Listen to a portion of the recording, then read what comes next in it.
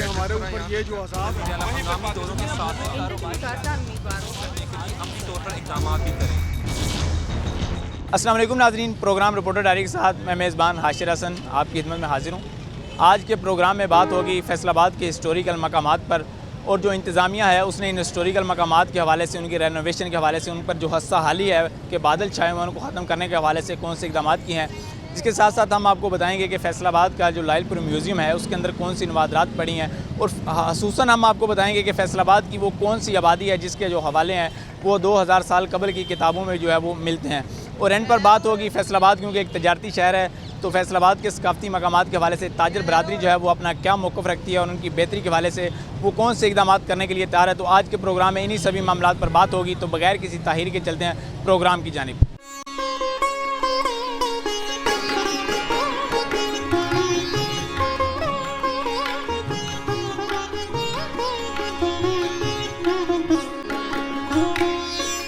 इस वक्त हम मौजूद हैं पाकिस्तान का पहला जो इलाकाई म्यूज़ियम है फैसलाबाद म्यूज़ियम, जिसको आमतौर पर लाइलपुर म्यूज़ियम कहा जाता है, उसके अंदर। और यहाँ पर हम आपको बताएंगे कि फैसलाबाद की जो तारीख़ है वो किससे जुड़ी, और किताबों में जो फैसलाबाद की तारीख़ और इसके जो ख़यालात हैं वो कितने साल पुराने मिलते हैं या कितने 100 साल हो चुके हैं। फैसलाबाद की जो हिस्ट्री है वो हमें मिलती है। इसके अलावा कौन सी अहम शख्सियात और कौन सी ऐसी रवायात हैं जो कि ख़ुसूसन जो फैसलाबाद रीजन है उससे जुड़ी हैं। तो हमारे साथ मौजूद हैं जो लाइलपुर म्यूज़ियम के डायरेक्टर हैं, किसी तारुफ के मुहताज नहीं है। लाइलपुर जो म्यूज़ियम है उसको बनाने में इनका बहुत अहम किरदार है। मियाँ अतीक साहब वो हमारे साथ मौजूद हैं।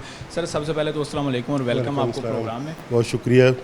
तो आज हम सबसे पहले तो हमें बता दें फैसलाबाद की हिस्ट्री के बारे में, और स्पेशली जो जग्राफियाई हदूदें हैं फैसलाबाद की वो कहाँ तक हैं और फैसलाबाद की कितनी अहमियत है रकबे के लिहाज से।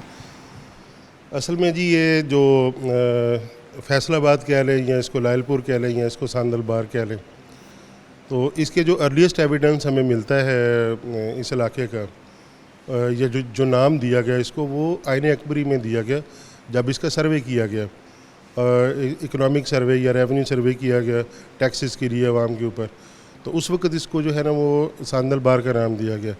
ये तकसीम चूँकि ज़रखेज़ी के हवाले से थी, तो इसलिए इसको जो हाईएस्ट प्लेस होती है किसी दो दरियाओं के दरमियान, उसको बार का नाम दिया जाए। तो 5 हमारे पास पूरे पंजाब में बारें हैं जिसमें ये सबसे बड़ी बार है। अगर आप देखें तो इसकी जियोलॉजी जो है वो हमें जो इस खित्ते की जियोलॉजी है लाइलपुर की या फैसलाबाद की या सांदलबार की, वो ये है। अच्छा, उसके बाद फिर बार में बोली जाने वाली ज़ुबानें और दुआबे, और दुआबे के अंदर जो बारें हैं।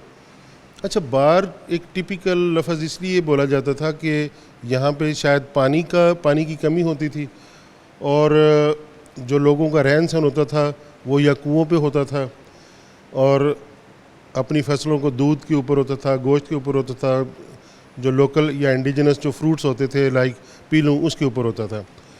तो फिर इसके अलावा मेडिसिनल प्लांट्स हमें मिलते हैं जिसका वो इस्तेमाल करते थे। इमली का इस्तेमाल करते थे, चिब्बड़ का इस्तेमाल करते थे, अक का इस्तेमाल करते थे, हरंड का इस्तेमाल करते थे। तो फोक या इंडिजिनस एजुकेशन, इंडिजिनस मेडिसन, ये सारा कुछ यहाँ पे होता था। अच्छा, जब फिर हमें जो पता चलता है कि जी इस खित्ते की जो हिस्ट्री है उसको हम कैसे डिटरमिन करें और कौन लोग रहते हैं। सर आर्लस्टाइन ने जब 18वीं 19वीं सदी में स्टार्ट में जब उसने सर्वे किया था, तो उसने सांगला हिल को, एक बहुत बड़ा चौंके फोर्ट है, और शाहकोट जो कि इस जगह से नियरेस्ट हैं। तो तीसरा जो बड़ा, जिसमें जब ब्रिटिशर्स यहाँ से गुजरते थे तो एक पक्का माड़ी, एक पक्का शहर जो था उसका उन्होंने जिक्र किया। तो जब हमने आर्कियोलॉजिकल एविडेंस देखा तो वो जो इस वक्त का जनरल बस स्टैंड या लारी अड्डा जो मशहूर है, वहाँ पे जहाँ पे एक सूफ़ी बुज़ुर्ग का मज़ार है, उसके साथ एक पूरा एक माउंड होता था, लेकिन वो स्ट्रेच्ड है तकरीबन 2 किलोमीटर सर्कमफ्रेंस के ऊपर। ये एक बड़ा शहर होता था। और इसके साथ साथ थोड़ा सा अगर हम आगे चलते जाएं तो उसके साथ जो छोटे शहर होते थे, तो वो हमारे पास आर्कियोलॉजिकल एविडेंस मौजूद हैं। तो मेन जो चीज़ें हमने इसकी जो इंडिजिनस शिप है वो हमने फैसलाबाद में दिखाई कि जी चिनाब के इस तरफ क्या है। तो चिनाब में अगर हम हीर रांझा की हिस्ट्री को देखें और या फोक स्टोरीज़ को देखें, तो हीर रांझा और मिर्ज़ा जट, ये स्टोरीज़ हमें मिलती हैं, इनके किस्से मिलते हैं जो औलिया अल्लाह ने यहाँ बैठ के काम किया है, उनकी बुक से हमें इस इलाके की हिस्ट्री और यहाँ के लोगों के बारे में पता चलता है। लेकिन अगर लोगों को नहीं पता, ये 1925 में एक बुक लिखी गई थी जिसमें बताया गया था कि किस तरीके से इस बार को साफ़ किया गया। तो तकरीबन 225 आर्कियोलॉजिकल माउंट्स उन्होंने डिस्कवर किए थे, लेकिन वो कब तबाह हुए, कैसे हुए, तो एक जंगल था, एक कैसे यहाँ पे जंगल होता था वो ये नज़र आता है हमें।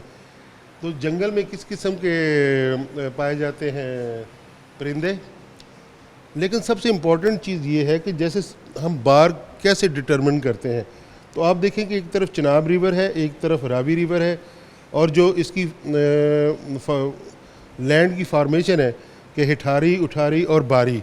तो बार जो सबसे हाईएस्ट इलाका था जहाँ पानी कम आता था उसको बार कहते थे। लेकिन जो सबसे इम्पॉर्टेंट चीज़ हमें लगती है वो ये है कि कुगू कोड़े, जिसको हमारा एक कौमी पहचान भी है, और ये जो कुगू कोड़े छोटे छोटे बिकने के लिए आते हैं, और टिंडे रोशनी के लिए, ये छाबे, ये तो सदियों पुरानी चीज़ें। कोई भी चीज़ इसमें ऐसी नहीं है जो टेक्नोलॉजिकली बड़ी इंपॉर्टेंट हो, लोहा इस्तेमाल हुआ हो, हर चीज़ फोक उसमें वो आती है। तो इस किस्म के जो हमारे वो हैं हाउसेस कैसे होते थे, जब वक्त डेवलप होता गया, मशकीज़ा मिलता है आपको वन की सर की जो है वो जूती भी मिलती है, आपको चन्योट की जो पहाड़ियाँ उनसे बनने वाले स्टोन से आपको ग्राइंडिंग स्टोन्स भी मिलते हैं, फिर मुखली है, त्रिखली है, हर चीज़ इंडिजिनस है। अगर वो अपने हाउसेस बनाते हैं तो दरख्तों के साथ, वो रीड बोर्ड के साथ वो चीज़ें बनाते हैं।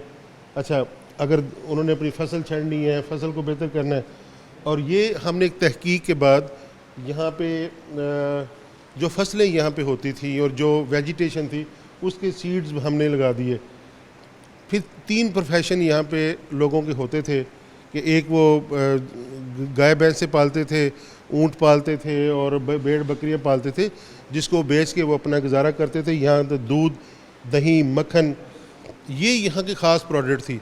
1864 में जो कैटलॉग ब्रिटिश गवर्नमेंट ने छापी, तो इस सांदल बार में उन्होंने दूध, मक्खन, पनीर और घी, ये इसकी कमर्शियल प्रोडक्ट के तौर पे इंट्रोड्यूस करवाया। और इस किस्म के ये ताकतवर लोग होते थे। आप देखें कि ये सदियों पुराने प्रोफेशंस हैं जो अभी तक चल रहे हैं, जिसमें नेज़ाबाजी है, जिसमें कुश्ती है, जिसमें बैल की दौड़ है। और देखें कि ये लोकल पीपल हैं, लोकल फेसेस हैं, जिन्होंने लोहे का इस्तेमाल नहीं किया अपनी प्रोडक्ट्स में। तो आज ये सेंचुरीज ओल्ड, अभी हम रावी के किनारे की तरफ जा रहे हैं। मगर आप देखें कि यहाँ तारीख़ के अगर हवाले से देखें तो शेर शाह सूरी के पीर भाई हज़रत बाबा 9 लाख हज़ारी, उनका मज़ार हमें यहाँ पे मिलता है शाहकोट में। ये शाहकोट का माउंट है और उस पर बैठा हुआ एक मलंग है। तो अब तकरीबन ये बहुत थोड़ा ये ख़त्म हो गया। फिर ये फेथ अंदर डोम होता है, म्यूज़िक, कलथार, जो इंसानों के ऊपर एक रिदमिक। आज का जो ऑर्केस्ट्रा आप लेंगे मॉडर्न, तो पुराने ज़माने में क्या होता था, ये शंख होते थे जो हॉर्न बेसिकली होते थे, इसको बजाने का फ़न, एक रिदम पैदा करना, फिर ढोल, दमक, फिर मेलो ठेलो पे डांस, ये हमारे इस बार की एक एक्टिविटी होती थी। लेकिन इन सब को हम आर्कियोलॉजिकल तरीके से प्रूफ हम कैसे देते हैं? मैं आपको रोकता हूँ। यहाँ पर जिस तरह आपने मुख्तलिफ जो सूफ़ी उलमा थे उनके बारे में बताया, क्या जिस तरह ये जो खिता है यहाँ पर काफ़ी ज़्यादा जंगें भी हुई, स्पेशल ब्रिटिश इरा में, उससे पहले भी, तो कोई ऐसा जंगजू जो इस खिते से ताल्लुक़ रखता हो? हाँ जी, इसमें इस खिते में अहमद खां खरल ब्रिटिश पीरियड में एक बहुत बड़ा नाम है। और इसके अलावा अगर मुग़लों के ज़माने में देखो तो दुल्ला भट्टी है, और ब्रिटिश पीरियड में देखें लेट ब्रिटिश पीरियड में तो इसी फैसलाबाद से, सांदल बार से भगत सिंह हैं। ठीक है जी। अगर आप सिकंदर आज़म के ज़माने में देखें तो वीर वर्शल है। तो इसका मतलब ये है कि हर ज़माना, हर खिता जो है ना, ये भरा हुआ है बहादुरों की तारीख़ के साथ जो इस खिते में मौजूद होते थे। जिस तरह आपने अभी बात की भगत सिंह की, बहुत बड़ा नाम है, लड़ते रहे हैं, लेकिन जिस तरह उनकी यहाँ पर हवेली है उसकी इस तरह रेनोवेशन नहीं की गई, लोगों का इस तरफ रुझान नहीं है। इसी तरह दूसरी जो मुतरिम मकामात हैं, स्पेशली अगर हम म्यूज़ियम में हैं तो म्यूज़ियम की अगर बात करें तो यहाँ लोग इस तरह आते नहीं, अपनी हिस्ट्री की तरफ लोग आ नहीं रहे। इसकी क्या वजह हो सकती है आपकी नज़र में? असल में इसमें 2 चीज़ें बड़ी इंपॉर्टेंट होती हैं। पहली बात ये कि आपकी पॉलिसी, कि आप क्या चाहते हैं, तारीख़ क्यों बताना चाहते हैं, उसकी अहमियत किस लेवल पर बताना चाहते हैं। पहले ये रिवाज नहीं था कि जी आप इलाकाई थे, आप एक नेशनल क्रोनोलॉजिकल ऑर्डर म्यूजियम में रख देते थे कि ये स्टोन एज है, ये लेट स्टोन एज है, ये अपर पैलियोलिथिक है, मेसोलिथिक है, ये जनाब मेहरगढ़ की सिविलाइजेशन है, ये इंडस सिविलाइजेशन है, ये गंदारा आर्ट है, ये इस्लामिक आर्ट है, और उसके बाद आप पाकिस्तान तक आ जाते थे। ये 2013 तक ये एक रवायत चल रही थी कि जी आप एक क्रोनोलॉजिकल ऑर्डर आप लोगों दे, शायद जिसकी वजह से नुकसान ये हुआ कि जो इस किस्म के खिते होते थे वो अपनी तारीख से दूर होना शुरू हो गए। तो नेशनल एक टाइम लाइन जो थी वो किताबों की हद तक थी कि जी वो पढ़ के तो वो पास होना उनके लिए ज़रूरी होता था, मगर जो आपकी मुकामी हिस्ट्री होती है वो किसी भी खिते के लिए बहुत इंपॉर्टेंट होती है। तो ये लायलपुर म्यूज़ियम हमारा पहला तजुर्बा है। मकामी की हिस्ट्री की आपने बात की, अगर फैसलाबाद की बात करें तो यहाँ पर नुसरत फ़तेह अली खान, इसके अलावा और बहुत बड़े नाम, इसके अलावा फ़नकारों के बहुत बड़े नाम हमारे सामने आते हैं। तो इस हवाले से यहाँ पर तो और भी म्यूज़ियम बनाने चाहिए। इसमें जी मेरा अपना एज ए म्यूजियोलॉजिस्ट ही मेरा पॉइंट ऑफ व्यू है कि एक तो आपका नुसरत फ़तेह अली खान का म्यूज़ियम होना चाहिए, उस शख्स ने पाकिस्तान को एक पहचान दी है। अच्छा, इसके अलावा फिर अगर आप देखें कि यहाँ जो लोगों का इंटरेस्ट है या जो लोगों का काम है कहानी लिखने में, म्यूज़िक बनाने में, कंपोजिंग करने में, ये बहुत इम्पॉर्टेंट है। इसका म्यूज़ियम होना चाहिए, बच्चों का म्यूज़ियम होना चाहिए, इसमें आप एग्रीकल्चर म्यूज़ियम होना चाहिए, टेक्सटाइल म्यूज़ियम होना चाहिए। तक टेक्सटाइल की ये बहुत बड़ी इंडस्ट्री है, ठीक है जी। ब्रिटिश चूँकि हिस्ट्री पूरी है, ब्रिटिश म्यूज़ियम का अलग होना चाहिए। लायलपुर आर्काइव्स होना चाहिए, 47 से लेके फैसलाबाद बनने तक का भी एक आर्काइव्स का म्यूज़ियम होना चाहिए। सर ये कुछ नज़र आ रहे हैं पुरानी आबादियों के आसार वगैरह, तो इनके बारे में थोड़ा सा बता दें। और इस वक्त कौन सी ऐसी जगह फैसलाबाद सिटीज़ में है, फैसलाबाद शहर के अंदर मौजूद हैं, शहरी आबादी के अंदर, जो कि आवाम इस तरह नहीं जानती, लेकिन उनका जो ख्वाला है वो पुरानी किताबों से भी मिलता है। अगर आप इस नक्शे को गौर से देखें तो ये शाहकोट है, ये सांगला हिल्स है, ये चन्योट है, और ये पक्की माड़ी है। अच्छा, पक्का माड़ी जो है यहाँ पे तकरीबन 2 किलोमीटर का एक शहर है जो यहाँ पे मौजूद है, लेकिन उसकी तारीख के ऊपर काम नहीं किया गया।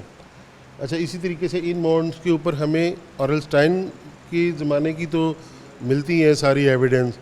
तो उससे आगे जाके फिर शोरकोट में जाएं तो ये एक पूरी लोकल सल्तनत का एक मरकज़ होता था। और यूँ ये जो हमने अपने कोऑर्डिनेट्स लेके ये सारे के सारे जो है ना माउंट्स को हमने इसके ऊपर दिए, ये बेसिकली कल्चरल मैपिंग होती है। सर जिस तरह अभी आपने यहाँ पर बताया पक्का माड़ी का कि ये जगह फैसलाबाद के अंदर लारी अड्डा के करीब है, तो इस पर कौन से ऐसे काम होने चाहिए जिसके बाद ये जो जगह है ये एक विजिटिंग पॉइंट बन जाए, सियाह यहाँ पर आएँ? एक तो ये होती है कि एक तो ऑलरेडी वो वेल विजिटेड प्लेस है लोगों के लिए कि वहाँ पे एक बुज़ुर्ग जो हैं वो वहाँ पे मदफन है और बहुत दुनिया वहाँ पे जाती है। लेकिन इसके अलावा जो अभी एक छोटा सा कंपाउंड रह गया जिसमें आर्कियोलॉजिकल एविडेंस है, तो उसको एक पार्क की शक्ल में महफूज कर दिया जा सकता है और वहाँ पे कुछ रिकन्स्ट्रक्शन ऐसी कर दी जाए कि पता चले कि ये 2nd सेंचुरी का, 3rd सेंचुरी का, 4th 5th सेंचुरी का एक शहर फैसलाबाद का है।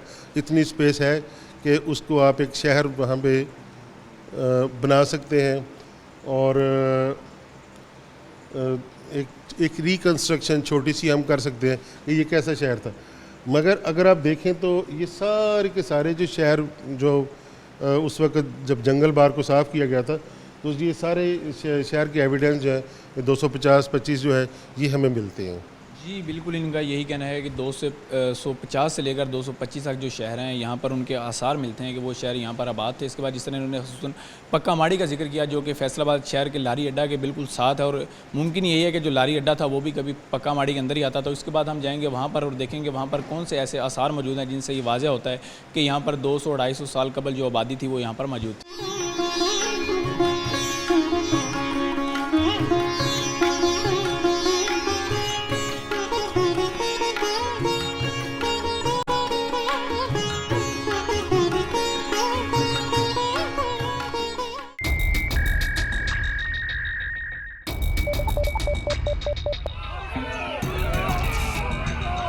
भाइयों वो तो जरूरी है हमारे ऊपर ये जो अज़ाब है मकामी दौरों के साथ अपनी तौर पर इक़दाम भी करें।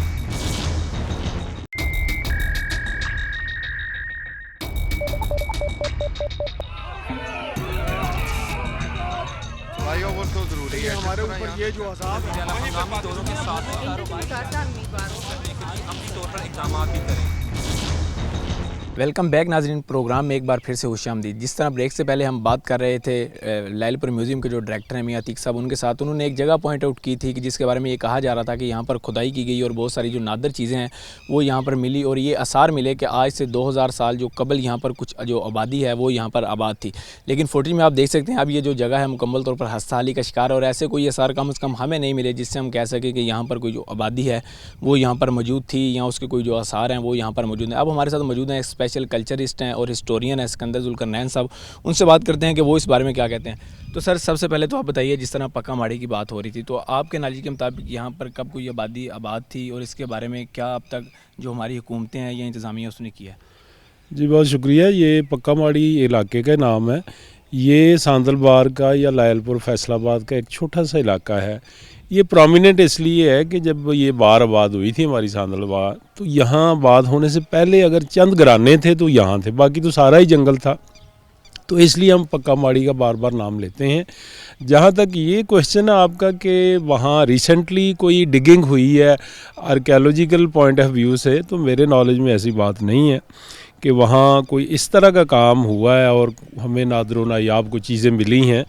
तो मैंने अभी वो जो मैनेजर हैं औकाफ के उनसे भी बात की है, तो वो कहते हैं कि कोई ऐसा महकमाना या ऑर्गेनाइज्ड काम तो वहाँ डिगिंग का, आर्कियोलॉजिकल साइट्स के हवाले से जो खुदाई होती है या पुरानी तहज़ीब का खोज लगाने के लिए जो हम कोशिश करते हैं, वो ऐसा काम तो वहाँ नहीं हुआ। वहाँ तो देखें सरकार नूर शाह वली रहमतुल्लाह अलैह की दरगाह है और वहाँ जो रौनक है वो अकीदतमंदों की वजह से है, मुरीदैन की वजह से है, और वो लोग हैं जो वहाँ मन्नतें मांगते हैं और उनकी मन्नतें पूरी होते हैं तो वो आके खुशी का इज़हार करते हैं। और बाबा जी की जो दरगाह है, कब्रिस्तान है, मदरसा है, मस्जिद है, उसकी वो तमीर व मरम्मत करते हैं। तो ऐसा काम मेरे इल्म में नहीं है जो हाल ही में हुआ हो। होना चाहिए इसकी अशद ज़रूरत है कि फैसलाबाद पाकिस्तान का तीसरा बड़ा और पंजाब का दूसरा बड़ा शहर है और अफसोस से कहना पड़ता है कि हमारा एक ही तारफ़ रह गया है दुनिया में और वो है टेक्सटाइल। टेक्सटाइल के अलावा भी ये जीता जागता शहर है और यहाँ बहुत कुछ है दुनिया को दिखाने के लिए, लेकिन हमारे महकमे जो हैं, जो रेलिवेंट डिपार्टमेंट हैं, वो इस हवाले से कोई काम करते नज़र आ नहीं रहे। जो शानदार इमारतें थीं, जो माजी का हमारा एक काबिल फ़ख्र वर्सा था, वो नहायत ही बदहाली का शिकार है। और अगर यही सूरत हाल, यही बेहिस्सी रही तो मेरा ख़्याल है वो भी हमारे हाथों से चंद सालों में निकल जाएगा। तो इस पे हमें सारे लोगों को सोचना चाहिए और सिटी 41 का मैं पहले भी बड़ा शुक्रगुज़ार हूँ, आज फिर शुक्रिया अदा करता हूँ कि अपने शहर के लिए वो कुछ ना कुछ इस हवाले से आवाज़ उठाते हैं और शायद कहीं ना कहीं किसी के कान पे जूं भी रींग जाए इस हवाले से। तो मुझे तो हिस्ट्री के तालब इल्म के तौर पर और फैसलाबाद की कल्चर के हवाले से बड़ा अफसोस होता है कि हम तो हर चीज़ को इन टर्म्स ऑफ मनी ही मैयर करते जा रहे हैं। हमारा माजी क्या था, हमारे पुरखे कौन थे, हमारा इस धरती से क्या रिश्ता नाता था, वो तो शायद हमें बेगाना होता जा रहा है और आज आके 2 + 2 = 4 के सिलसिले में हम पड़ गए हैं। तो इंसानों का जो मुआशरा होता है ना, वो जंगल के मुआशरे से मुख्तलिफ होता है। वहाँ ठीक है पेट की ज़रूरतें अपनी जगह, लेकिन जो अदब अदाब है, जो मैनर्स हैं, जो माजी का खोज है, जो बुज़ुर्गों की मेहनत है, उसका भी तो कोई रिकग्निशन होनी चाहिए। इस हवाले से हमें कुछ न कुछ काम करना चाहिए जो नहीं हो रहा। सर जिस तरह आपने बात की कि बहुत ज़्यादा सकाफ़ती जो यहाँ पर जगह हैं वो यहाँ पर मौजूद हैं, अगर हुकूमत जो है या जो इंतज़ामिया है उन पर तवज्जो दे तो आप क्या समझते हैं कि फैसलाबाद में इतने मुख्तलिफ मकामात हैं पुरानी तरीक़ के हवाले से कि वो यहाँ पर एक सियाहत का एक आला मुकाम बन जाए, जो सियाह हैं वो यहाँ पर आएँ, इन जगहों को विज़िट करें? देखिए ये जिस पॉइंट ऑफ व्यू से मैं बात कर रहा हूँ ना, अब देखिए आपने कहीं घूमने जाना तो फैसलाबाद से बाहर जाना है, मरी जाना है, फोर्ट मनरो जाना है, शिमाली इलाका जात में जाना है, तो हर बंदा तो वहाँ नहीं जा सकता, उसके पास वसाइल नहीं है। तो हमें इस एंगल से सोचना चाहिए कि लोकली हम क्यों ना कुछ ऐसी चीज़ें कर लें कि अगर बेचारे गरीब को कोई ज़रूरत पड़ती है तफरीह की, सैर की, तो वो यहीं गुजारा कर ले। घाटवाला पार्क बहुत अच्छा है, वहाँ अगर हम स्टेट ऑफ द आर्ट कोई चीज़ें लगा दें बच्चों की दिलचस्पी के लिए, नौजवानों की दिलचस्पी के लिए, और हमारा इवन रेलवे स्टेशन है, हमारा जो बाग जना है पुराना, वो कंपनी बाग है, वहाँ आप, और हमारे जो 8 बाज़ार हैं, आप देखें हमारा रीगल चौक जो है ना जंग बाज़ार वाला, ये वहाँ ग्वाल मंडी चौक से, लक्ष्मी चौक से कम नहीं है। इसकी अहमियत को तो हमने उजागर करना है ना। आप देखें कि ये वो शहर है जहाँ कायद-ए-आज़म बज़ाते ख़ुद तशरीफ़ लाए 1942 में। महात्मा गांधी यहाँ तशरीफ़ लाए, वो छोटे लीडर तो नहीं थे। जवाहरलाल नेहरू यहाँ आए, लॉर्ड वेवल वाइसराय यहाँ लायलपुर में आए, और जो माउंटबेटन नौजवान जानते हैं, आखिरी जो वाइसराय थे उनकी बेगम एडवीना माउंटबेटन, वो यहाँ पे आई। हमारी जो यूनिवर्सिटी है एग्री यूनिवर्सिटी, वो दुनिया की चंद यूनिवर्सिटीज़ में एक है और वो 1906 की बनी हुई है। और इस यूनिवर्सिटी के पढ़े हुए जो सिख नौजवान थे, उन्होंने मशरक़ी पंजाब में जाके 1961 में लुधियाना में ज़री यूनिवर्सिटी बनाई, जो आज पूरे बरसगीर में जो ज़री रिसर्च है उसकी वो मतलब उसको लीड कर रही है लुधियाना एग्री यूनिवर्सिटी। तो हमें दिखाने के लिए बहुत कुछ है। जो तहरीक पाकिस्तान में हमारे जो बुज़ुर्ग थे उनका इतना रोल है। 1937 में हमारे बुज़ुर्गों ने, जब मुश्तरका हिंदुस्तान था, तो लायलपुर में मजलिस पाकिस्तान बनी थी। और ये जो घंटा घर है, यहाँ 1937 में पाकिस्तान का नक्शा बड़ी दीवार पे वो बना हुआ था, और खलीक कुरैशी साहब ने वो जो नक्शा बनाया हुआ था, वो बहुत बड़ी तहरीक थी। दूर दूर से लोग उस नक्शे को देखने आते थे कि हमारी जो ड्रीम लैंड है, हमारा जो पाकिस्तान है, वो इस तरह का होगा। तो ये सारी चीज़ें हमें दिखाने की ज़रूरत है। बाहर का जो बंदा है वो अंदरूनी मुल्क है या बरूनी मुल्क है, वो शहर कतान ही समझता है, टेक्सटाइल सिटी समझता है। इसके अलावा यहाँ बहुत कुछ है। और हालिया सालों में फैसलाबाद ने ओवरऑल जो डेवलपमेंट हुई है वो भी अच्छी हुई है। आप कनार रोड पे जाते हैं, जो एक्सप्रेस वे है हमारा, तो लोग समझते हैं शायद ये मिनी मोटरवे है। तो हम तो पता नहीं क्यों शर्मिंदा हैं अपने आप को दिखाने के लिए, या क्या एक लैक ऑफ कॉन्फिडेंस है हमारे अंदर कि हम फैसलाबाद को क्यों प्रोजेक्ट नहीं कर रहे। यहाँ बहुत कुछ दिखाने को है। और उन गरीबों का हम सोचें सारे कि जो बेचारे मरी नहीं जा सकते सैर व तफरी के लिए, उनके लिए यहाँ को पिकनिक पॉइंट अच्छे बना दें, और बन सकते हैं बड़ी आसानी से, अगर मुतल्लिका महकमे थोड़ी सी तवज्जो दें तो। सर, जिस तरह आपने कहा कि महकमे जो है वो तवज्जो नहीं दे रहे, तो इसकी एक वजह ये भी हो सकती है कि हम जो आम आवाम है, जो आम शहरी है, वो चाहते ही नहीं अपनी हिस्ट्री में जाना। अपने जो बुज़ुर्ग हैं उन्होंने किस तरह मेहनत की। अब जिस तरह म्यूज़ियम की अगर बात करें, तो उस म्यूज़ियम में बहुत कम लोग हैं जो जाते हैं और हिस्ट्री से वाकफियत हासिल करते हैं। तो इंतज़ामिया की जो इस वक्त दिलचस्पी नहीं है, उसकी एक वजह ये भी है कि शहरी खुद भी इसमें दिलचस्पी नहीं लेते अपनी हिस्ट्री के बारे में। ये तो देखें यंग मैन, हमारी जो आपने बात की ना, ये तो दुखती राग है। यही हमारा मसला है कि हम अपने हक़ के लिए आवाज़ नहीं उठाते। ये सबसे ज़्यादा कसूर हम अहलियान फैसलाबाद का ही है कि हम क्यों इदारों को मजबूर नहीं करते। कितना प्यारा शहर है। और आपको पता ही होगा, सारे हमारे नाजरीन को पता है कि जब पाकिस्तान बना था तो विरसे में या जहेज़ में जो हमें प्लान्ड सिटी मिला था वो लायलपुर ही था, एक ही। अब बाद में हमने प्लान्ड सिटी बनाया इस्लामाबाद, तो बाकायदा नक्शे पे बना हुआ शहर जो था वो ये फैसलाबाद ही था। तो हमें जिस तरह आपका फोरम है सिटी 41 का, दूसरे जो हमारे चैनल है, वो इस जानब तवज्जो दें और हम इस शहर को बहुत अच्छा बना सकते हैं। और वो बेचारे बच्चे, गरीब वालिदैन के जो बच्चे हैं, वो ये ना ज़िद करें कि लाहौर जाना है हमने, मरीज़ जाना है हमने, सवात जाना है। बल्कि ऐसे पॉइंट बड़ी आसानी से बन सकते हैं। यहाँ स्पेस भी है, ग्रीनरी भी है, सब कुछ है। तो हमारा पब्लिक का जो आपने पॉइंट आउट किया ना, इनिशिएटिव नहीं है अपने हक़ के लिए, तो वो होना चाहिए। हमें निकलना चाहिए और इस जानब मबजूल करवानी चाहिए हुकाम की तवज्जो। सर, जिस तरह आपने काफ़ी ज़्यादा यहाँ पर पॉइंट की बात की कि वो एज अ सियाहती मरकज़ जो है वो बन सकते हैं, तो आपकी नज़र में ऐसे पहले पॉइंट कौन से होने चाहिए जो इंतज़ामिया उसको चाहिए कि फॉर एग्जांपल हंगामी बुनियादों पर जो है वो उनको सियाहती मरकज़ बनाए? जी, सबसे पहले जो हमें बड़ी प्रॉपर स्पेस है ना, वो गटवाला है। गटवाला पार्क किसी ज़माने में ये 84-85 में बनी थी। बड़ा वहाँ लोगों का रश था, लेकिन सरकारी हुकाम की बेहिसी का वो नज़र हो। बड़ी स्पेस है, साथ नहर भी है, वो ब्रीडिंग फार्म है, साथ वो रिसर्च का, वो फॉरेस्ट रिसर्च का इंस्टीट्यूट है, लाहौर रोड है, इधर एक्सप्रेस वे है। तो बहुत ही आला वो एक पॉइंट है, उसकी तरफ तवज्जो देनी चाहिए। और दूसरा ये हमारे यहाँ जो हमारा बागे जना है, इसके ऊपर ज़्यादा मतलब देखें ना, वहाँ लोग जाते हैं, वॉक है, ट्रैक बना हुआ है, लेकिन अट्रैक्शन उस लिहाज से नहीं है। क्यों नहीं है कि वहाँ जो सरकारी एम्प्लॉइज़ है ना, वो डिस्करेज करते हैं लोगों को वक्त से पहले बंद कर देना, ओ इधर ना हो, ये क्या भाई, ये सारी चीज़ें लोगों के लिए, बच्चों के लिए, बच्चे इंजॉय करें। और तीसरा मैं ये चाहता हूँ, अभी गवर्नमेंट थोड़ा सा कर भी रही है उस हवाले से, चौकों में जो टेक्सटाइल की जो डिस्प्ले हो रहे हैं, आपने भी देखा होगा, तो टेक्सटाइल की जो हमारी गुड्स हैं ना, उनके लिए को डिस्प्ले सेंटर ऐसे बने को खुली जगहों पे, जहाँ पे हम उनको देखें, इस टेक्नोलॉजी को समझें। जो हमारा नौजवान है वो भी उस तरफ आना चाहे। अभी आपको पता है जॉब हमारे नौजवान कर रहे हैं, तो वो रैंडमली कर रहे हैं, जो जॉब मिल गई वही। अच्छा, इसी तरह हमारा जो धोबी घाट है, जहाँ मैं समझता हूँ कि बड़े दुनिया के बड़े रहनुमा वहाँ आए, उसको हम जो है ना एक तरह से जो कहते हैं ना अट्रैक्टिव या लुक्रेटिव बनाएं, कि वहाँ कायद-ए-आज़म 17 नवंबर 1942 को आए, उन्होंने ख़िताब किया, मोहतरमा फ़ातिमा जिन्ना साथ थी। तो वो जो एक, जिस तरह आप बेहतर समझते हैं कि हम उनकी कायद-ए-आज़म की आमद को, वो ये जो कैसरी गेट है रेल बाज़ार वाला, वहाँ से दाखिल हुए, रेल बाज़ार से गुज़र के घंटाघर से वाना बाज़ार से कायद-ए-आज़म गए, साथ फ़ातिमा जिन्ना वो बग्गी पे बैठी हुई हैं।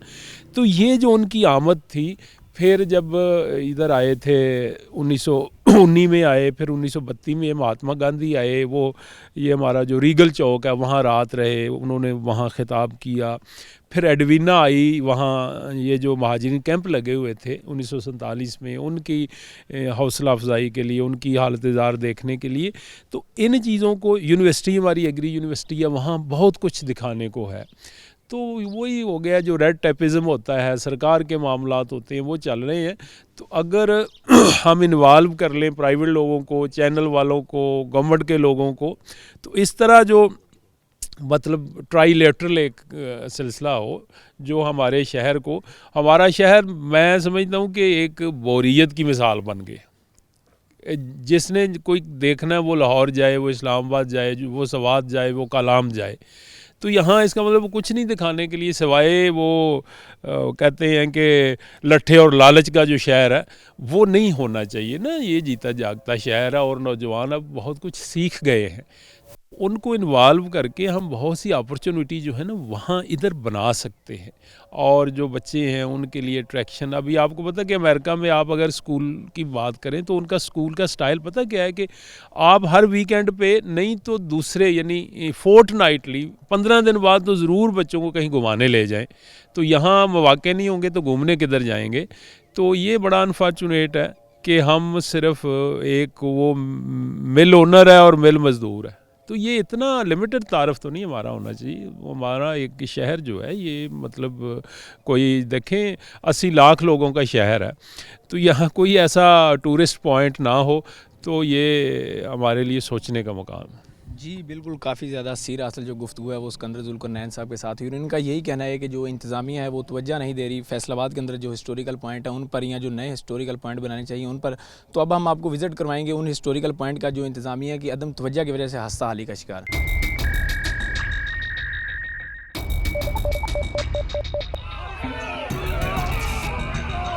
फ्लाईओवर तो ज़रूरी है, हमारे ऊपर ये जो अज़ाब है, हंगामी दौरों के साथ कारोबार करने के लिए अमली तौर पर इक़दाम भी करें।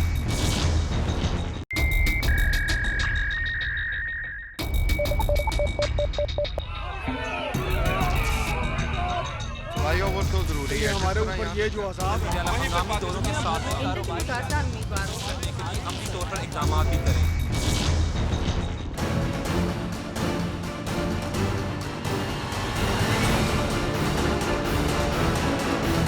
वेलकम बैक नाजरीन। इससे कबल हमने आपको दिखाया कि फैसलाबाद म्यूज़ियम के अंदर कौन सी नवादरात पड़ी हैं। इसके अलावा फैसलाबाद के अंदर कौन सी ऐसी जगह हैं जिनके बारे में ये क्या सराहियाँ की जा रही थी कि ये जगह 200 साल से ज़ायद पुरानी है। अब हम बात करेंगे फैसलाबाद का मेन जो मरकज़ घंटाघर और उसके इर्द जो 8 बाज़ार हैं, उन 8 बाज़ारों के अंदर कौन सी ऐसी सकाफ़ती जगह हैं जो अपनी तारीख़ी अहमियत रखती हैं, लेकिन इंतज़ामिया की जानिब से उस पर कोई तवज्जो ही नहीं दी जा रही। जिसके बाद जो शहरी हैं उन्होंने भी इन जगहों को देखना जो है वो छोड़ दिया है। फैसलाबाद क्योंकि एक कारोबारी शहर है, तो फैसलाबाद की जो कारोबारी शख्सियात हैं वो इन जो सकाफ़ती जगह हैं उनको दोबारा से बहाल करने के लिए कौन से इक़दाम कर सकती हैं, इस हवाले से बात होगी। फैसलाबाद सुप्रीम अंजुमन ताजरा के सदर जो असलम बल्ली साहब हैं वो भी हमारे साथ मौजूद हैं।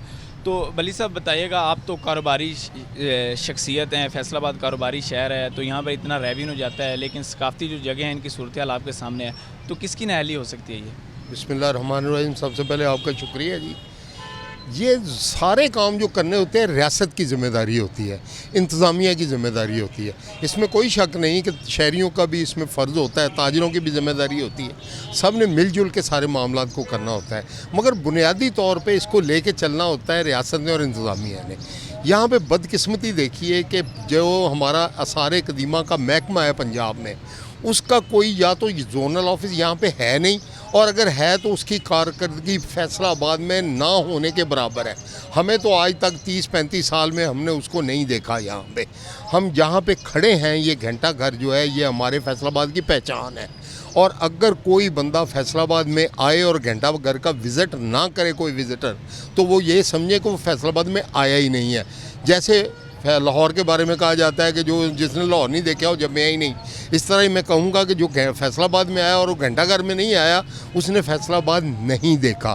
फैसलाबाद की बदकिस्मती कह लें कि इसको देखने वाला, इसकी लुक आफ्टर करने वाला कोई महकमा मौजूद नहीं है। अच्छा वली साहब, जिस तरह आपने बात की कि जब कोई बाहर से आता है वफद तो वो यहाँ पर आता है क्योंकि फैसलाबाद की ये पहचान है, तो कहाँ पर बिठाया जाता है? यहाँ पर तो कोई प्रॉपर जगह ही नहीं है। भाई यही तो बदकिस्मती है। ये पिछले दिनों में इकॉनमिक कॉन्फ्रेंस हुई जिसमें पूरे पाकिस्तान के जो चैम्बर्स के सदूर थे, जो उसमें लेडीज़ भी सदर थीं और जेंट्स भी थे, मेल भी थे, वो आए तो हमें यहाँ पे अरेंजमेंट करने पड़े बाकायदा। क्यों यहाँ पे वो खूबसूरत किस्म के वो जो बेंचेस और चेयर्स नहीं लगाई जा सकती मुस्तकिल, और उसके ऊपर वो आजकल इतनी प्यारी और वो खूबसूरत छतरियाँ बनती हैं वो नहीं लगाई जा सकती। अगर आपका कैमरामैन दिखा सके तो ये 50 साल पुराने मतरूक हुए फुहारे जो बंद पड़े हैं और जिसमें वो कचरा पड़ा है, ढेर लगे हुए हैं, वो बने हुए हैं।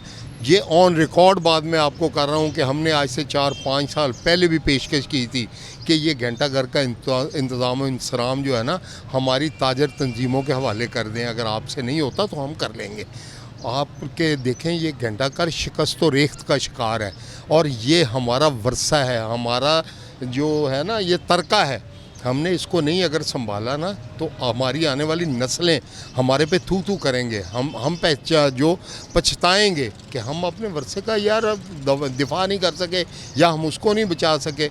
इतना बड़ा रेवेन्यू देने वाला शहर, पाकिस्तान का तीसरा बड़ा शहर है हम, और रेवेन्यू देने में हम दूसरा बड़ा शहर है पंजाब का। लाहौर के बाद सबसे ज़्यादा रेवेन्यू हम देते हैं, हम हैं जो चलाते हैं इसको। तो क्या एक हम अपने शहर की इन चीज़ों को नहीं चला सकते? मैं इंतज़ामिया से, हुकूमत से, अपने ज़िम्मेदारान से बड़ी मुद्दबाना हम्बल रिक्वेस्ट करता हूँ, खुदारा इन हमारी चीज़ों को, हमारे वर्से को संभालें। और इसके अलावा भी बेशुमार चीज़ें इस शहर में ऐसी हैं जिनको संभालने की, देखने की ज़रूरत है। जिस तरह आपने कहा कि इन सारी चीज़ों को संभालने की, देखने की ज़रूरत है। अगर दोबारा घंटाघर की बात करें तो घंटाघर जो है वो फैसलाबाद के माथे का झूमर समझा जाता है, लेकिन इसके इर्द गिर्द जो 8 बाज़ार है वहाँ पर भी मुख्तलिफ सकाफ़ती जो इमारतें हैं वो यहाँ पर मौजूद हैं, लेकिन वो सिर्फ मौजूद हैं क्योंकि वहाँ पर उनकी कोई हस्ता हाली का शिकार है, कोई उनकी देखभाल नहीं कर रहा। तो आपने जिस तरह कहा कि घंटाघर के लिए आप ये इकदाम करेंगे, तो क्या अगर इंतज़ामिया आपसे कोई मुआहिदा करती है, कोई तामन की अपील करती है, तो उन जगहों के लिए भी आप हाजिर होंगे? भाई मेरे पहले तो ये देखना पड़ेगा, ये पहले डिसाइड करना पड़ेगा कि ज़िम्मेदार कौन है। हमारे सामने तो अभी तक कोई ज़िम्मेदारी लेने को ही तैयार नहीं हुआ। हमने तो आज तक किसी बंदे को यही नहीं देखा कि कोई अपनी ज़िम्मेदारी पूरी कर रहा है। कॉरपोरेशन ने करना है, महकमा सारे कदीमा ने करना है, डिस्ट्रिक्ट गवर्नमेंट ने करना है, किसने करना है, किसने संभालना है? कोई हमारे साथ बैठे तो सही। मैं तो ये कह रहा हूँ कि अगर घंटाघर के अंदर जो कुछ नहीं हो रहा तो फिर बाकी इमारतों का तो अल्लाह ही हाफ़िज़ है, वो तो देखने वाली बात की बात है। पहले तो इसको संभालने की ज़रूरत है, जो हमारी पहचान है, जिसकी वजह से फैसलाबाद को फैसलाबाद कहा जाता है, वो घंटाघर है। और यहाँ पे जब वो उस दिन आई थी ना हमारी चैम्बर की प्रेसिडेंट सारी, उनमें यूके की प्रेसिडेंट भी मौजूद थी, और यूके की प्रेसिडेंट जो थी उसने देख के वो हैरान हो गई घंटाघर की बिल्डिंग देख के, और उसने वेल डन के अल्फाज कहे। तो जो जिसकी हम हिफाजत नहीं कर रहे वो बाकी तो चीज़ें हैं, उसको भी देखना पड़ेगा, बहरहाल देखना चाहिए और इसके ऊपर ज़रूर कोशिश करनी चाहिए। बाकी चीज़ों को भी देखना चाहिए क्योंकि वो चीज़ें भी अहम है, जिस तरह घंटाघर अहम है। और ताजिर हज़रात में मौजूद हैं, उनसे बात करते हैं। सर ये बताइएगा, स्पेशली आप भी माशाल्लाह शादीशुदा हैं, बच्चे हैं, तो बच्चों को आउटिंग के लिए आप कहाँ पर लेके जाते होंगे? क्योंकि कोई सकाफ़ती जगह तो यहाँ पर है नहीं कि जाकर बंदा बैठ जाए। जी बिस्मिल्लाहिर्रहमानिर्रहीम। जिस तरह अभी भली साहब आपसे जिक्र फरमा रहे थे, ये जो आर्ट बाज़ार है ना, इसमें बेशुमार चीज़ें हैं हमारी संभालने वाली, देखने वाली, जो पार्टीशन के पहले की हैं। मिसाल के तौर पे ये कचहरी बाज़ार में जामे मस्जिद जो है ये पार्टीशन से पहले की है। अगर ये रेल बाज़ार में आएंगे तो यहाँ एक बहुत बड़ा गुरुद्वारा बना हुआ है, वो पार्टीशन से बहुत पहले का है। और अगर उसके ज़रा कारखाने बाज़ार में आएंगे तो यहाँ एक हिंदुओं का मंदिर है, वो अभी भी मौजूद है, वो मस्जिद में कन्वर्ट हो चुका है। लेकिन ये सारे अगर 8 बाज़ारों में जाएंगे ना तो आपको बेशुमार चीज़ें मिलेगी। अब मसला ये है कि ये सिर्फ घंटाघर की बात नहीं है। घंटाघर की तो अगर आप अभी थोड़ा सा बारीक बीनी से दिखाएंगे तो उसकी सारी चीज़ें उखड़ना शुरू हो गई हैं, उसका प्लस्तर भी उखड़ना शुरू हो गया। लेकिन ये बाकी चीज़ों का भी सबको देखना जो है, ये इंतज़ामिया की ज़रूरत है, इंतज़ामिया की ज़िम्मेदारी है। तो हमारी ये इंतज़ामिया से ये दरख्वास्त है कि इस हवाले से अगर कुछ काम करने की पोजीशन में है तो इंतज़ामिया ताजरों को इत्माद में लेकर उनसे कुछ ना कुछ ले और दे की पोजीशन में आके तो काम करवा सकती हैं। और जब तक जो आपने बात की यहाँ बच्चों को कहाँ लेके जाएं, तो मेरा ख़्याल में तो अभी कुछ भी नहीं है। अगर ये आधे घंटे में आप सारा शहर घूम के वापस अपने घर में आ जाते हैं, डी ग्राउंड जाएंगे, सूसा रोड पे जाएंगे या कैनार रोड पे जाएंगे, तो ये 2-4 जगह हैं गाड़ी के अंदर बैठे बैठे। कोई ऐसी जगह नहीं है जहां हम बच्चों को घंटा 2 घंटे पुरसकून साफ़ सुथरे माहौल में लेके बैठ जाएं और बच्चे भी इंजॉय कर सकें। वहाँ कुछ ऐसे मसाइल बच्चों को तफरीह के लिए हों, तो इस सिलसिले में काम करने की ज़रूरत है और काम होना चाहिए। और हर शोबे में काम होना चाहिए। हर शोबा इस वक्त नज़ली का शिकार है। आप सड़कों को देख लें, आप पार्कों को देख लें, आप घंटाघर के सब्ज़े को देख लें, सारा कितना उजड़ा हुआ है, बुरे हाल बौंके दिहाड़े हैं। तो ये सारे काम करने वाले हैं, एक शोबा नहीं है जिसमें काम हो। तमाम शोबे जो हैं इंतज़ामिया को चाहिए कि उसमें अपनी ज़िम्मेदारी का सबूत दे और काम को आगे बढ़ाए। ताजर इनके साथ हैं इंशाल्लाह हर काम में। जी, इनका यही कहना है कि जो ताजर हैं वो इंतज़ामिया के साथ हैं, या महकमा जो सारे कदीम है उनके साथ हैं, या दीगर जो महकमे हैं जिनके ज़ुम्मे ये आते हैं रेनोवेशन इन जगहों की, उनके साथ हैं। और ताजर मौजूद हैं, उनसे बात करते हैं। भैया, आप इंतज़ामिया को क्या रिक्वेस्ट करेंगे, स्पेशली या कौन सी ऐसी जगह हैं जिनकी आप समझते हैं कि अगर उनकी मरम्मत की जाए, रेनोवेशन की जाए, तो वो एक अच्छा सकाफ़ती मरकज़ बन सकती है, वहाँ पर लोग बैठ सकते हैं? बिस्मिल्लाहिर्रहमानिर्रहीम। सबसे पहले तो मैं आपका शुक्रिया अदा करता हूँ कि सिटी 41 एक वाह चैनल है जो फैसलाबाद को बहुत गहरी नज़र रखता है। आप लोग जिस तरह काम कर रहे हैं उसके लिए हम लोग को आपको वेल डन कहना चाहिए। और ना इस तरह का दूसरा चैनल फैसलाबाद में नेक्स्ट मेरी उम्मीद है कि ना आ सकेगा, ना पहले है था, ठीक है। और दूसरी बात है कि इंतज़ामिया को चाहिए कि जो हमारी पुरानी चीज़ें हैं ना, कम से कम उनको संभाल लें। गुमटी चौक है, हमारा ये घंटा घर है, उसके अलावा मैं भली साहब से और अपने हाजी आबिद साहब ने आपसे तकरीबन सारी बातें कर ली। जो एक बात है, हमारे फैसलाबाद से फ़नकारों में भी बहुत नाम कमाया गया है। हमारे फैसलाबाद में जनाब नुसरत फ़तेह अली ख़ान हमारे फैसलाबाद से गए, जिन्होंने पूरी दुनिया में नाम कमाया। और आज क्या है, आज उनकी कब्र पे, उनकी बरसी पे, उनकी कब्र पे कोई फातिहा ख़ानी करने नहीं जाता, कि जिसने फैसलाबाद को लेकर, पाकिस्तान को लेकर पूरी दुनिया में पहचान दी। तो मेरा ये कहना का मकसद है कि यार कम अज़ कम हम लोग अगर हम लोग अपनी पुरानी चीज़ों को नहीं ना संभाल लेंगे तो फिर हमारा पुरसाने हाल कोई नहीं होगा। ये क्वीन विक्टोरिया ने 1905 में बनवाया था, तमीर करवाया था। 118 साल हो गए हैं। आप देखेंगे घंटा घर का जो चारों तरफ है, 8 बाज़ार हैं, ये ब्रिटिश जो उनका फ्लैग है उसके नक्शे पे है। सेंटर में टेंपल है, 8 बाज़ारों पे एक एक लाइन जा रही है। उस हिसाब से हमारा गुजरावाला में घंटा घर है, सरगोदा में है, हमारा मुल्तान में है, लेकिन वो एक साइड पे लगा हो। ये वाहिद घंटा घर है जो सेंटर में है और जिसके इर्द गिर्द 8 बाज़ार हैं। और ये पहचान है, कारोबारी मराकज़ सारे इधर हैं। हमारा सारा फैसलाबाद की जो कारोबार की हब है वो इसके चारों अतराफ़ इकट्ठी होती है। सर, आप ये बताइएगा, जिस तरह आपने नुसरत साहब की बात की, बहुत बड़ा नाम है, उसमें कोई डाउट नहीं है, तो आप क्या समझते हैं कि नुसरत साहब के नाम पर कोई चौक होना चाहिए या किसी चौक पर उनका मुजस्मा लगना चाहिए? क्या सजेशन देंगे हुकूमत को या इंतज़ामिया को? बिल्कुल, नुसरत फ़तेह अली ख़ान साहब के नाम पे मुजस्मा लगना चाहिए और उस मुजस्मे की तामीर फौरी तौर पे होनी चाहिए। अब आप इधर देख ले, जंग बाज़ार में सीताराम मंदिर होता था किसी दौर में, ठीक है। महकमा औकाफ जो हिंदू औकाफ है, हमारी लड़ाई इधर हिंदू औकाफ और पाकिस्तानी औकाफ में लड़ गई है। अब कोई अगर बदहाली का शिकार है कोई बिल्डिंग, उसको कहते हैं कि यदि हिंदू औकाफ के अंडर है, इस पे काम नहीं हो सकता। और जो पाकिस्तानी औकाफ है उसको वो काम करने को तैयार नहीं है। इसलिए मैं कहूँगा कि यार बेशक वो हिंदुओं का एक मरकज़ था, लेकिन हमारी सकाफ़त का तो हिस्सा है ना। उसको कम से कम लोगों के लिए एक तफरी मकाम तो हम बना सकते हैं।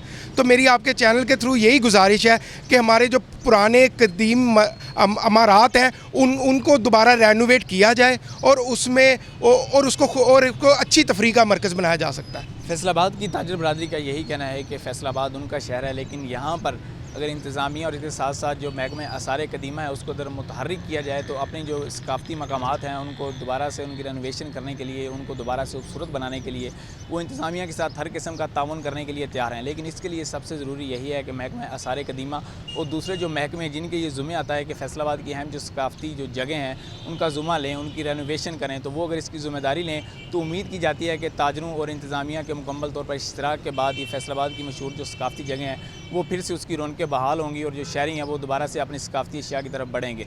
आज की रिपोर्टर डायरी में इतना ही। अपने मेज़बान हाशिर हसन को इजाज़त दीजिए। इंशाल्लाह फिर किसी प्रोग्राम में मुलाकात होगी। अल्लाह हाफ़िज़।